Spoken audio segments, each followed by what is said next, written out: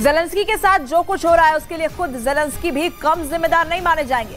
NATO के कहने पर ज़ेलेंस्की पुतिन से भिड़ गए, बिना ये जाने कि नेटो यूक्रेन को क्या वाकई सदस्यता देना चाहता है। नेटो की हरकतों को देखकर तो कम से कम ये नहीं लगता। कहा जा रहा है कि लिथुआनिया के शिखर सम्मेलन में नेटो यूक्रेन की सदस्यता पर विचार तक नहीं करेगा। ज़ेलेंस्की ने यूक्रेन को युद्ध में झोंक दिया कि नेटो उसे अपना लेगा और वही नेटो अब दगा देगा।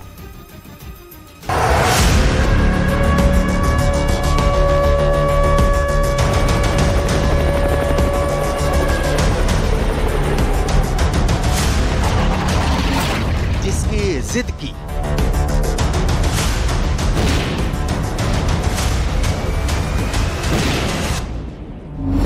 जिसके लिए अड़े,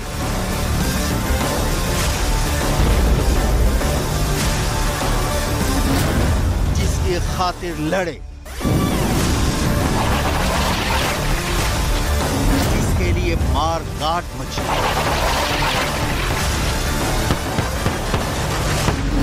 खून बहा, जख्मी हुआ, लाशें की।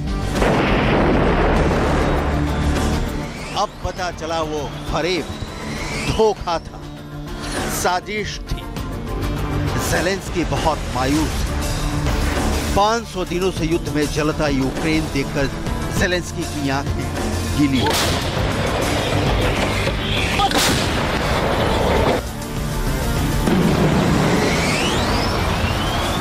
कि उसने ही छल किया जिसके भरोसे चले, जिसे अपनाने के लिए सब सही।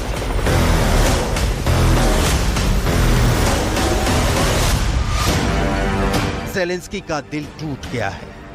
नेटो ने इसे इनकार कर दिया है कि यूक्रेन को 11 और 12 जुलाई को लिथुआनिया में होने वाले सम्मेलन में सदस्य के तौर पर शामिल किया जाएगा।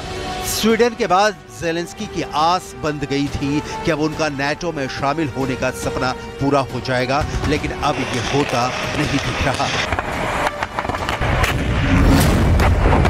यह नेटो इतना खास क्यों है कि यूक्रेन को जलाकर भी इसकी सदस्यता ज़ेलेंस्की हासिल करना चाहते हैं?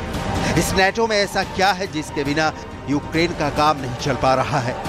इस नेटो में शामिल होने पर ज़ेलेंस्की को ऐसा कौन सा तीर मिल जाएगा जिससे वो रूस से ज्यादा मजबूत हो जाएंगे और ईंट का जवाब पत्थर से देने लगेंगे?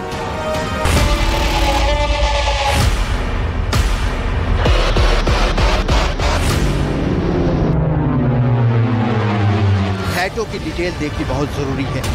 नेटो की सदस्यता यूक्रेन नहीं ले, सारा संग्राम इसी पर छिड़ा है। ये इसलिए कि पुतिन नहीं चाहते कि नेटो उनके पड़ोसी देश में अपना सैन्य अड्डा बनाए।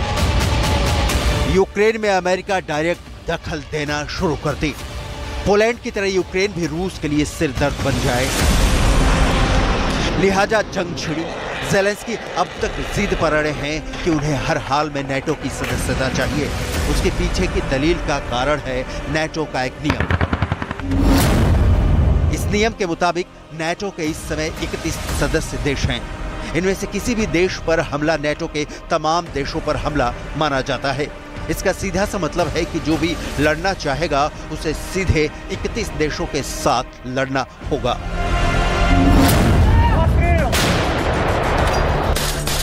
जाहिर सी बात है कि ज़ेलेंस्की अपनी ताकत में इजाफा के लिए तत्काल नेटो की सदस्यता चाहते हैं। ज़ेलेंस्की की इसी चाह को राख की तरह उड़ा दिया है नेटो ने।